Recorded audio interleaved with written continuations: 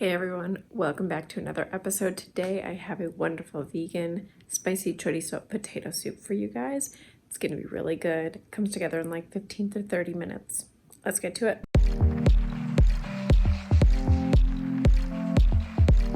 To start the recipe, we're going to take a large soup pot, add 1 diced yellow onion and 4 diced Yukon Gold potatoes, or whatever potatoes you prefer. Deglaze with a little bit of water, add garlic powder, dried oregano, and a pinch of ground black pepper, as well as a whole package, around 28 ounces of vegan spicy chorizo that's store-bought, or make your own if you're feeling really into it.